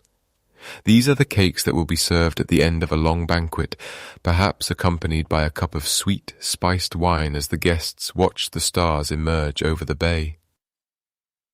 Nearby, a small bowl of poppy seeds waits, their tiny black shapes shimmering like dark sand. You take a long strip of dough and brush it lightly with oil before showering it in the seeds, watching as they cling to the surface in a dense, textured coat. You twist the dough into tight rolls, the crunch of the seeds under your thumb providing a satisfying tactile rhythm. These rolls are simple, yet there is a deep, earthy comfort in their preparation. You think of how the poppy is the flower of sleep, and you find yourself moving with a certain drowsiness, your own eyelids feeling heavy as the warmth of the bakery continues to wrap around you like a soft wool blanket. From a small wooden chest tucked away in a cool corner, you retrieve the more expensive treasures of your trade. There are dried figs, their skins dusty with natural sugar, and wrinkled dates brought by ship from the far reaches of the empire. You slice them thinly, the blades of your knife making a soft, rhythmic clicking sound against the wood. You also bring out a small jar of precious spices, cinnamon and pepper, which you use sparingly, for their cost is great. The scent of these spices is sharp and exotic, evoking images of distant lands and bustling ports that you have only ever heard of in stories told by the sailors down at the docks. You press the fruit and spices into the heart of the dough, creating a rich, dense bread that is more like a confection than a meal. As you work, you notice the different grades of bread beginning to cool on their respective racks, a visual map of the social order of the city. The panis plebeius, the bread of the people, sits in sturdy, dark rounds, honest and filling, providing the strength needed for a day of hard labor. Above them are the loaves of the middle sort, made with a cleaner grain, and at the very top the delicate white siligo rolls, light as air and dusted with the finest flour. You find a quiet pride in being able to provide for all of them, from the dock worker who counts his copper coins to the magistrate who sends his slave with a silken purse. In your bakery, the grain is the common thread that binds the city together, and for a few moments the social hierarchies seem less important than the simple universal pleasure of a well-baked loaf. The air is thick now with a symphony of sweetness, the smell of the honey-soaked cakes mingling with the toasted aroma of nuts. You had spent a portion of the previous hour shelling walnuts and almonds, their shells clicking together in your apron like small stones. Now you press the pale halved meats into the tops of the cakes, creating patterns that look like flowers or stars. You imagine the crunch of the nut against the soft, honeyed crumb of the cake, a contrast of textures that makes your own mouth water despite the heat of the days. And to finish these treats, you prepare a glaze made from sweet wine that has been simmered over a low flame until it is thick and syrupy.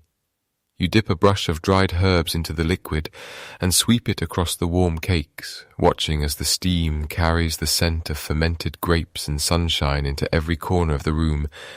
The cakes glisten under the light, their surfaces turning a deep, burnished amber that mirrors the color of the late morning light as it slants through the high windows. Your back aches slightly from the constant bending and reaching, a dull, familiar throb that reminds you of the hours you have already put in. But it is a good ache, the kind that comes from honest work and a craft well practiced. You wipe your brow with the back of a flour-dusted hand, leaving a white streak across your forehead, and take a moment to simply stand still. The bakery is a world of its own, a place where time is measured not by the ticking of a clock, but by the rising of dough and the cooling of stones. The sensory details of the shop begin to blur together into a peaceful haze. The warmth of the ovens, the scent of the honey, the soft sound of the flour sifting through the air. It all creates a cocoon of comfort that shields you from the noise and chaos of the street outside. You can hear the distant rumble of a cart over the cobblestones and the faint cry of a vendor selling fish. But here, in the shadow of the great mountain, there is only the slow, steady rhythm of the baker's life. You pick up one of the poppy seed rolls, still warm from the oven, and break it open.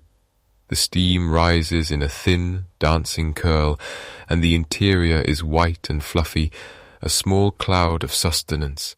You take a bite, tasting the salt, the grain, and the subtle bitterness of the seeds, and you feel a profound sense of gratitude for the simple things, the heat of the fire, the bounty of the earth, and the quiet, enduring peace of your home.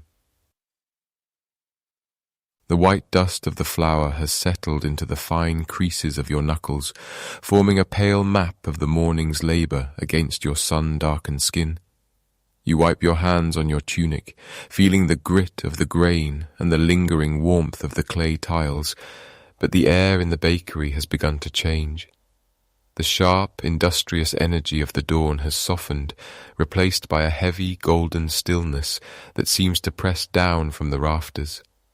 Outside, the vibrant street life of Pompeii has slowed to a crawl, as if the city itself is holding its breath under the weight of the meridian sun.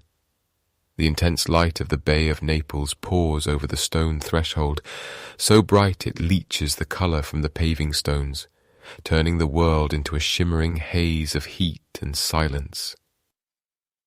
You step toward the back of the shop, seeking the deep, reliable cool of the shadows. Your muscles, which have been taut and active since long before the first light touched the peak of Vesuvius, now begin to hum with a dull, rhythmic ache.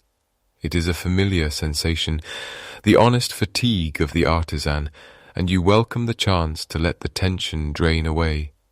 You find a seat on a low wooden bench, the grain of the timber smooth and worn by years of use, and you feel the coolness of the stone wall behind you, seeping through your damp wool tunic. This is the hour of the siesta, a sacred interval in the Roman day when the world retreats indoors, leaving the forum and the markets to the lizards and the relentless glare of the sky. Your midday meal is a simple affair, gathered from the small pantry near the courtyard. You pull a small wooden board toward you, setting down a few remaining olives, their skins dark and wrinkled, glistening faintly with a sheen of oil. Beside them lies a wedge of hard goat's cheese and a handful of dried figs, their sweetness concentrated into a chewy, dense richness. You take a piece of the bread you baked only hours ago, the very heart of your livelihood, and tear it slowly. There is no rush now. The frantic pace of the morning deliveries is over, and the afternoon's second firing is still an hour away. You dip a crust into a small bowl of vinegar and oil, letting the liquid soak into the crumb, and the sharp, bright flavours wake up your palate. To wash it down, you pour a small measure of wine into a terracotta cup. It is a local vintage, perhaps a bit rough on its own, so you temper it with a generous splash of cool water from the cistern. The mixture is pale and refreshing, cutting through the dust in your throat and bringing a sense of lightness to your chest. As you eat, you look out into the small courtyard where a single lemon tree stands, its leaves dark and glossy, unmoving in the windless air. The silence of the workshop is profound. The great stone mills, which spent the morning groaning under the weight of the grain, are motionless now, their volcanic surfaces grey and silent like sleeping giants. The oven, though still radiating a gentle, fading heat, no longer roars with the crackle of vine wood. For this brief window of time, you are not a provider for the city, but merely a man resting in the quiet of his own home. As the meal concludes, you do not succumb entirely to sleep, though your eyelids feel heavy and the rhythmic chirping of a cicada somewhere nearby acts as a lullaby. Instead, you move with slow, deliberate motions to tend to your tools. This is a meditative part of your day, a quiet ritual that prepares the mind as much as the workspace. You take a scrap of stiff linen and begin to wipe the long wooden peels, the paddles you use to slide the loaves into the depths of the oven. You run your hand along the smooth wood, checking for splinters or cracks that might snag the dough.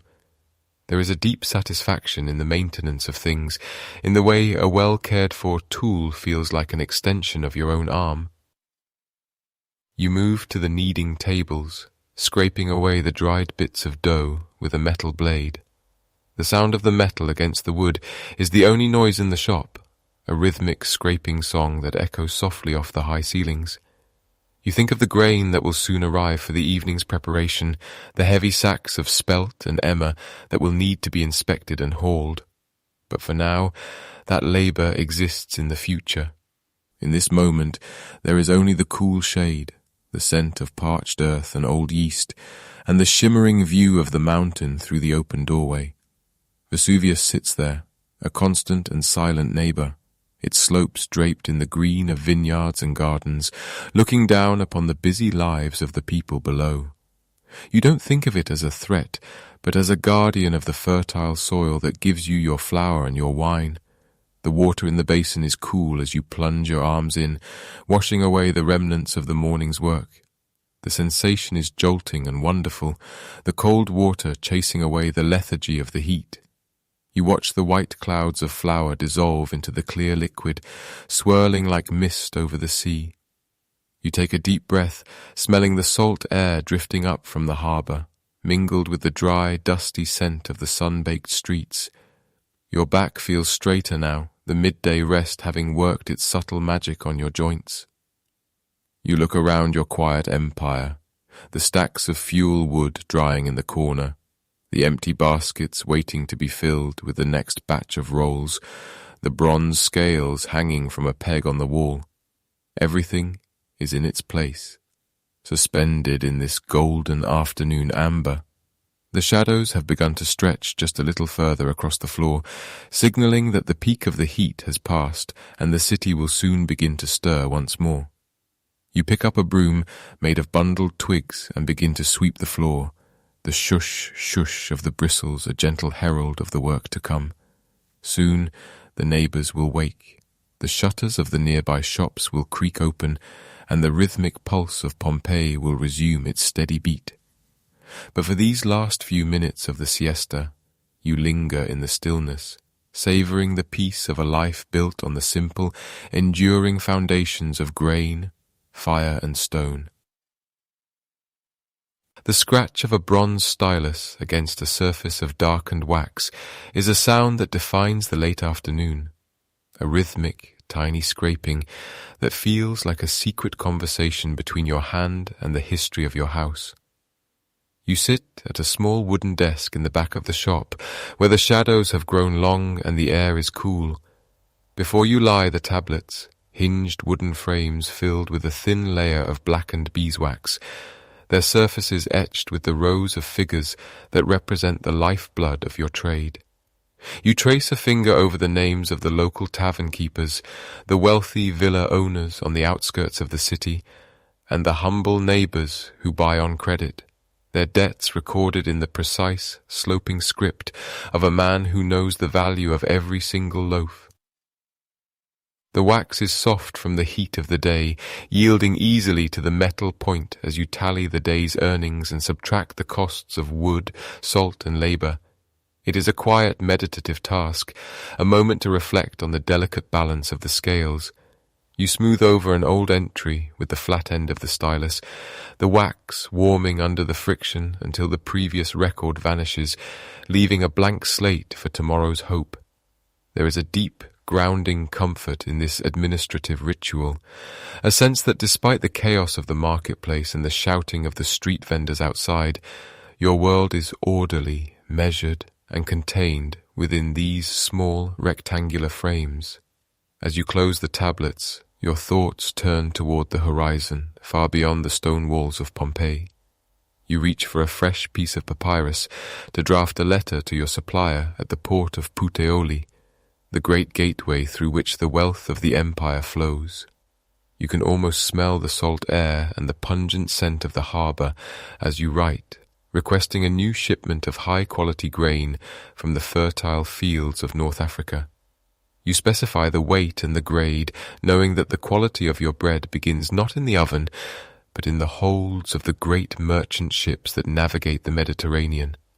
You imagine the grain being hoisted in heavy linen sacks, the golden kernels pouring like sand, destined to be hauled by cart along the dusty roads until they reach your threshold.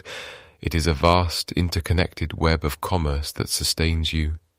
A chain of hands stretching across the sea, all working in silent concert to ensure that when the sun rises, there is flour in your bins. The scratching of the pen ceases, and you rise from your stool, your joints popping softly in the quiet room. Your back carries the dull, familiar ache of a long day, a physical reminder of the labour that has built this life. You walk toward the rear of the bakery, toward the small stable area where the air is thick with the scent of hay and the warm, musky musk of the donkeys. These animals are the unsung engines of your success, their steady, tireless strength turning the heavy basalt mills hour after hour. You approach the oldest of them, a sturdy grey beast with ears that flick at the sound of your footsteps, and you lay a hand on its flank. The hide is warm and dusty, and you feel the slow, rhythmic thrum of its breathing beneath your palm. You carefully inspect their hooves and the condition of their coats, checking for any signs of strain or sores from the harness. They have worked hard today, circling the mills in that endless, hypnotic dance that grinds the wheat into powder. You offer a handful of dried grain as a silent thanks, watching as they chew with slow, grinding motions that mirror the work they perform for you. Their health is your health. Their well-being is the foundation of every loaf that leaves your oven. In the dim light of the stable, you feel a profound sense of companionship with these creatures, a shared existence defined by the cycle of the seasons and the demands of the grain. Moving from the stable back into the milling room, you run your hand over the cool, dark surface of the great stone mills. The basalt is pockmarked and rough, designed to shear the grain with relentless efficiency. You inspect the gap between the catillus and the meta, ensuring the stones are properly aligned and that the flour produced is of the finest consistency. These mills have stood in this spot for generations, their heavy bases anchored deep into the earth, unmoved by time or the changing whims of the city. You notice the slight wear on the edges of the stone, a subtle erosion caused by years of friction, a testament to the thousands of bushels that have passed through this room. It occurs to you that you are merely a steward of these stones, a temporary guardian of a process that began long before you were born and will likely continue long after you are gone. This realization brings not a sense of insignificance, but one of profound stability. You lean against the cold masonry of the wall, looking out through the open doorway at the rooftops of the city. To your left, the great bulk of Vesuvius looms against the darkening sky, its slopes a deep velvet green in the twilight. It is a constant, silent neighbor, a backdrop to every memory you possess. You think of your father and his father before him, men who stood in this same room, smelling the same toasted scent of the ovens and hearing the same braying of the donkeys. They faced the same worries over grain prices and the same satisfaction of a well-baked batch.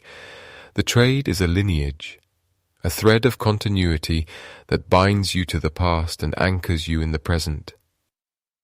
There is a quiet dignity in the repetition of your days. While the politicians in the forum argue over laws and the wealthy elite vie for influence in their marble halls, you are engaged in the most fundamental of human endeavors. You are the baker. You take the raw elements of the earth, the grain, the water, the salt, and the fire, and you transform them into the sustenance that feeds the philosopher and the slave alike.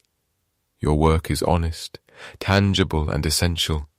As the evening shadows deepen and the first stars begin to blink into existence above the crater of the mountain, you feel a deep sense of peace. The accounts are settled, the animals are fed, the mills are ready, and the history of your family is written in the very stones of the floor beneath your feet. You take a deep breath, the air now cool and smelling of damp earth and the distant sea. The frantic energy of the morning has dissolved into a gentle, honeyed stillness. You reach out and touch the frame of the door, the wood smooth from the touch of 1,000 hands. Tomorrow, the cycle will begin again. The fire will be lit, the grain will be ground, and the smell of fresh bread will once again drift through the streets of Pompeii. But for now, the work is done. You are a part of the city's heartbeat, a single steady pulse in the long, enduring story of the shadows of the mountain. The flour has settled into the fine creases of your palms, a white dusting that marks the map of your labor, and as you wipe your hands on your tunic, you feel the profound weight of a day well spent. The air in the bakery has shifted. The intense, dry heat of the afternoon has softened into a mellow warmth that radiates from the thick brick walls. You walk to the back of the shop where the last of the dough sits in a small wooden bowl, just enough for one final, modest batch. These are the smaller loaves, the ones meant for the late stragglers, or perhaps for your own table. And as you shape them, your movements are slow and rhythmic, guided more by instinct than by sight. The rhythm of the kneading is a quiet song, a physical prayer of gratitude for the grain that arrived from the docks and the strength in your shoulders that saw the work through to its conclusion. Outside the heavy wooden shutters, the world is transforming. The vibrant, chaotic blues of the Neapolitan sky are deepening into a bruised purple, and the great peak of Vesuvius begins to loom differently in your vision. During the heat of the day, it is a silent guardian, green and lush with vineyards that cling to its slopes like a velvet cloak. But now, as the light fails, the mountain becomes a silhouette of jagged majesty. It casts a long, cooling shadow that stretches across the tile roofs and the stone-paved streets, reaching out like a dark hand to tuck the city into bed. You watch that shadow grow, feeling the temperature drop a few degrees as the sun dips behind the ridge. There is no fear in this shadow, only the familiar comfort of a landmark that has stood since the time of your grandfathers, a constant presence that defines the horizon of your life. You take the peel, the long-handled wooden paddle, and slide the final loaves into the oven. The fire has burned down to a bed of glowing orange embers, pulsing like the heart of a resting beast. There is no need for a roaring flame now. The residual heat stored in the thick volcanic stone of the oven floor is more than enough to bake these small rounds to a perfect golden finish. You stand there for a moment, leaning on the handle of the peel, letting the warmth soak into your chest and face. Your back aches with a dull, honest throb, a reminder of the hundreds of loaves you have lifted and turned since the first light of dawn. It is a good ache, the kind that promises a deep and dreamless sleep. The sounds of Pompeii are changing too. The sharp clatter of iron-rimmed wagon wheels on the basalt paving stones has faded, replaced by the softer shuffle of sandals as people return to their homes. You hear the distant splash of water from the public fountain at the corner, a steady, melodic dripping that seems louder now that the shouting of the marketplace has died away. Somewhere nearby, a neighbour is playing a lyre, the notes drifting through the cooling air, thin and sweet. You take a deep breath, inhaling the scent of the cooling earth, the salt spray from the nearby sea, and the lingering, toasted aroma of the crusts. The smoke from your chimney rises straight and true into the darkening sky, a thin grey ribbon joining the thousands of others rising from the kitchens of the city. As you wait for the final bread, you begin the evening ritual of dimming the shop. You move to the small oil lamps perched on the wall niches, their clay bellies filled with the pressings of local olives. With a practiced flick, you trim the wicks, watching the flames shrink until they are nothing more than tiny, golden pearls of light. The corners of the bakery retreat into soft darkness. The great stone mills, those hourglass-shaped giants that ground the grain this morning, look like silent sentinels in the gloom. You run a hand over the rough surface of the volcanic stone, feeling its grit and its permanence. It is strange to think that these stones were once part of the very mountain that now watches over you, forged in some ancient fire, and now serving the humble purpose of feeding the hungry. The bread is ready. You draw out the loaves, their crusts crackling softly in the cooler air, a sound the bakers call the singing of the bread. They are beautiful in their simplicity, marked with the 8 spokes of the wheel, smelling of yeast and life. You set them on the cooling rack, the wood smooth and seasoned by years of use. For a moment, you simply stand in the doorway of your shop, looking out at the city of Pompeii as it settles into the evening. The street lamps are being lit, casting flickering pools of amber on the stones. You feel a profound sense of belonging, a realization that you are a vital thread in this tapestry. Without you, the tables of the rich and the poor would be empty. Because of you, the city is nourished. The mountain is almost invisible now, a dark void against a tapestry of stars that are beginning to pierce the velvet sky. You feel a wave of gratitude for this day, for the flour that did not spoil, for the oven that held its heat, and for the customers who shared a joke or a piece of news as they bought their daily bread. You are tired, yes, but it is the exhaustion of a craftsman who has mastered his world. You reach up and pull the heavy wooden bar across the door, the thud of the wood echoing through the silent shop. The world outside is still, wrapped in the long shadow of the mountain, and within these walls there is peace. The fire is dying, the bread is baked, and the city of Pompeii sleeps under the watchful eye of the peaks. The wick of the final oil lamp flickers, a tiny dancing point of amber light reflected in the polished bronze of the reservoir.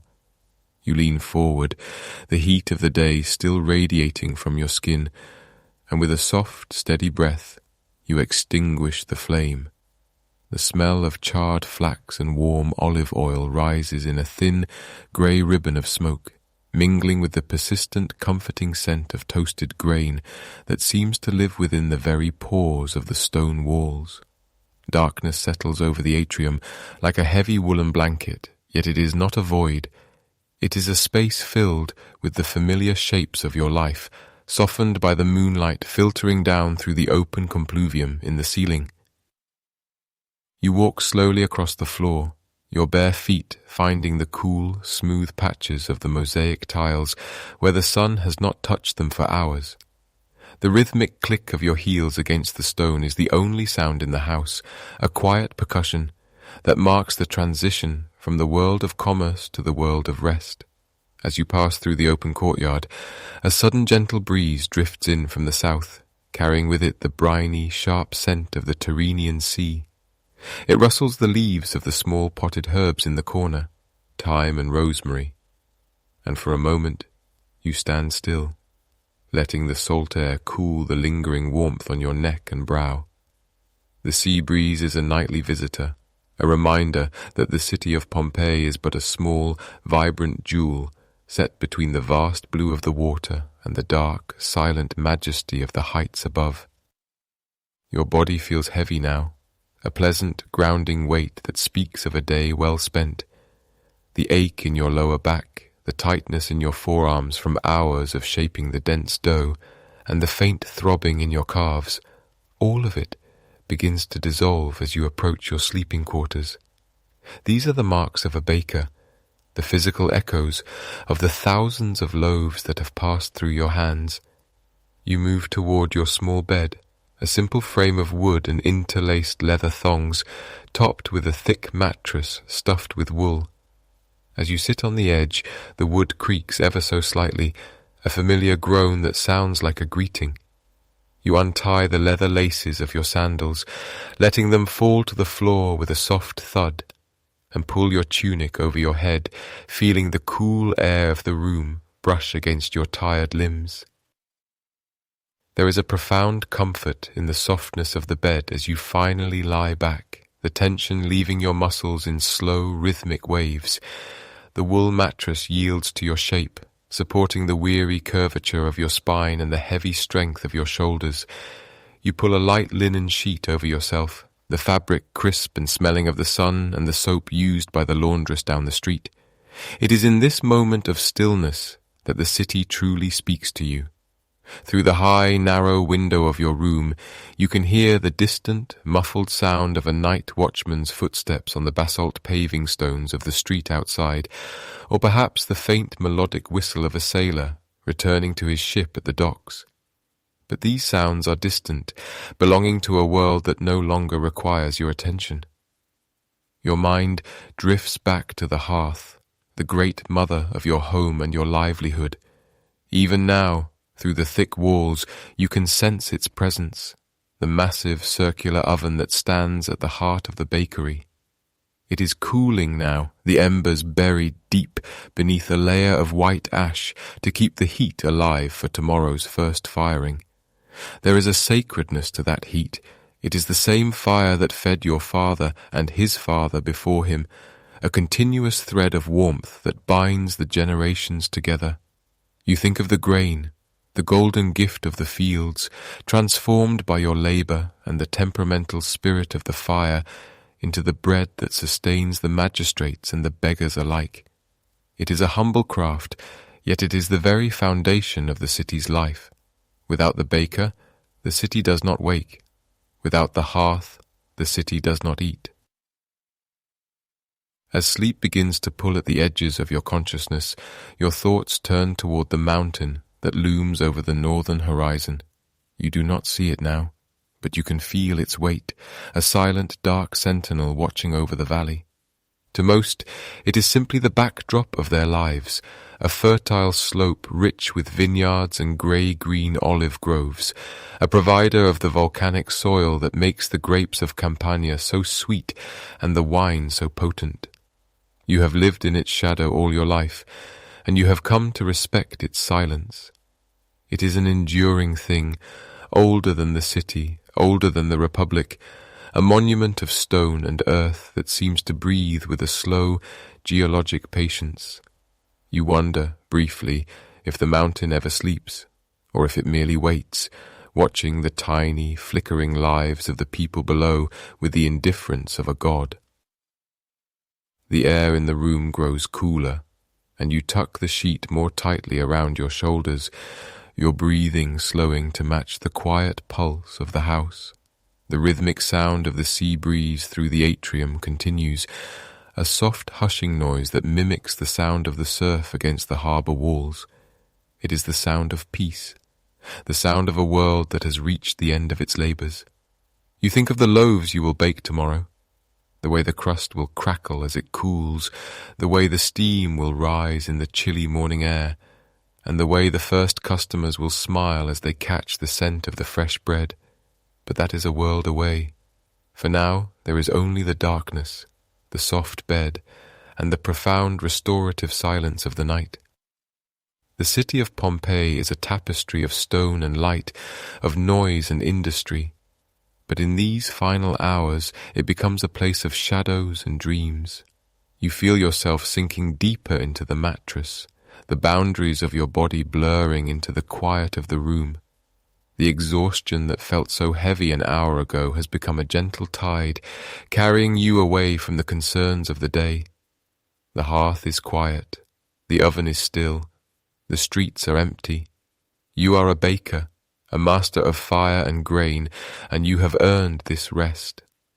As the moon climbs higher over the crater's rim, casting a silver glow over the silent rooftops, you let go of the last thread of the waking world.